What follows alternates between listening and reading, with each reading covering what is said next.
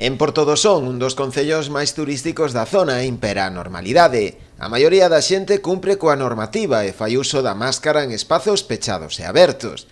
Aínda así, estes días incrementouse a vixilancia tanto nas rúas como nas praias para que se siga cumprindo coa legalidade. Incluso falando que a Policía Local e con Protección Civil e que van polas playas e dicimos que intentan facer o recorrido todos os días, pois dime que a xente estáse comportando bastante ben.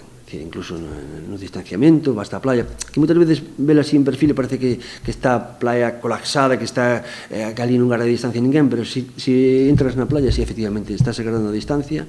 Nos temos todo cartelería en todas as playas, a parte que vamos a contratar, agora está tamén en licitación, vamos a contratar cunha axuda de Presidencia para fazer vixilancia de playas en colaboración con Protección Civil e coa Policía Local, para reforzar aínda máis, non? Segundo explicou o propio rexedor, os maiores problemas estánse a producir no lecer nocturno, onde é máis complicado facer cumprir a normativa. Sabes onde temos o problema?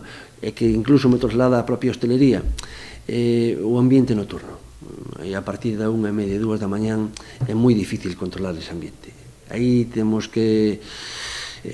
incluso xa tuvemos varias reunións con a hostelería para que intenten a medida do posible pois que todos cumplan, non? É dicir, ao mellor cerrar os locales ás 2 da mañán ou 1:30, 2 da mañán, porque incluso eles mesmos din que claro, que non son capaces de controlarlo. A unha persona que ten, ao mellor, pois, que todos fomos xóvenes, eu tamén entendo aos xóvenes, porque estuveron confinados durante moito tempo e agora tamén estás no verán, alegría, te ves, te xuntas e tal, e ao mellor, pois, non é fácil.